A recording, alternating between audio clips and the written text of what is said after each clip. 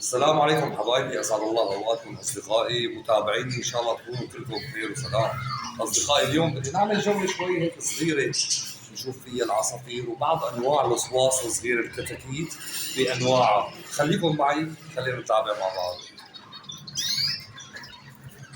هاي بعض من انواع الباجي اصدقائي، ما شاء الله والله شيء حلو. شوفوا الاصفر الليموني،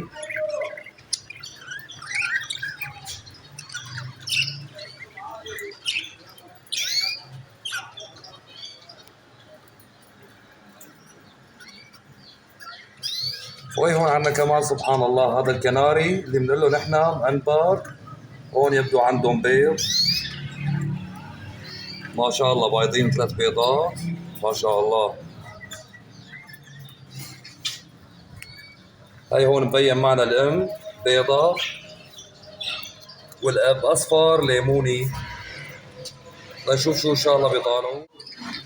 وهدول عصافير الجنة اللي نحن بنعرفهم اللي هو طائر الزيبرا اصدقائي. طبعا بهيدا القفص ما راح يفرخ لانه بده يكون القفص اكبر من هيك، ما عنا شايفين. وهي كمان نحن عنا هون البندوق، ما بعرف شو بتسموه انتم ببلادكم، بس هذا البندوق بيكون ابوه حسون وامه كنار، وصوته كثير حلو، بيجمع بين الحسون والكنار. شوفوا سبحان الله جمال الفراخ ما احلاها، ان كان من بط ولا من دجاج او ببغاوات او عصافير، سبحان الله كلها حلوه سبحان الله. هذا الدجاج بنقول له فرح ديبا، هي صواص الدجاج اسمها فرح ديبا، وهي فراخ بط حديثه الفأس. تمام. هلا بدنا نحكي كمان عن الاعلاف اللي ممكن نقدم لهم اياها بالايام الاولى. تمام. والاعلاف اللي بتزيد الوزن، والاعلاف المختصه بتغذيه الطيور الكبيره مشان الاباضه والبيض الانتاج، كله ان شاء الله تعالى بنتكلم عنه وبنشرح باذن الله. وشو هي الادويه اللي ممكن نحن نقدمها.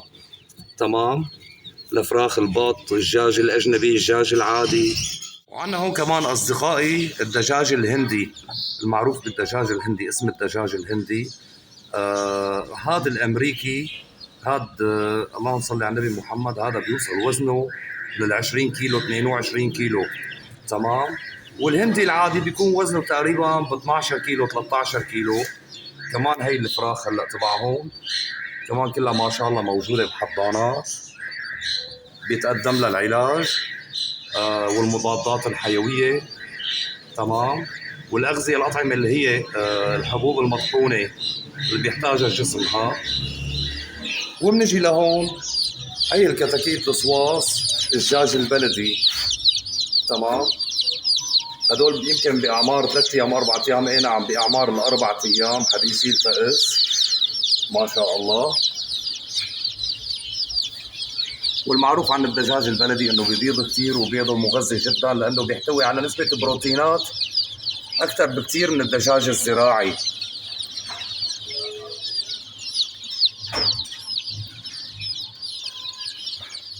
ومثل ما لنا شايفين هون بالحضانات عنا انواع عديده من البيض. تمام. في عنا مثلا مثل هون بيض الفري هذا الصغير، وهذا البيض العادي مثلا ممكن يكون بلدي وممكن يكون غير انواع. وفي الهندي كمان اصدقائي، وكمان في بيوض البط.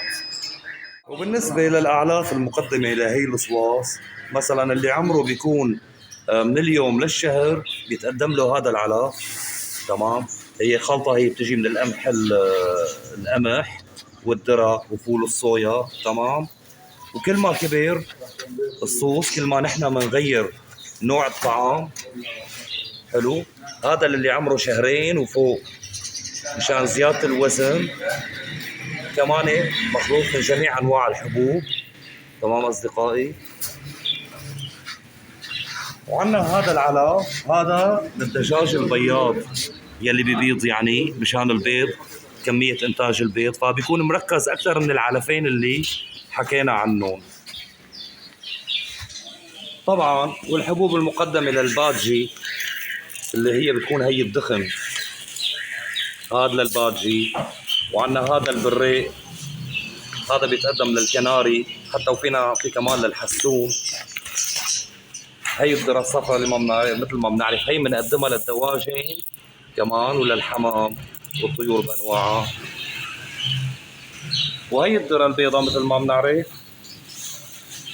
كمان فيها بروتينات وقيم غذائية عالية، كمان فينا نقدمها للفراخ او للصواص الكبيرة اللي عمرها فوق الشهرين بتاكل منه.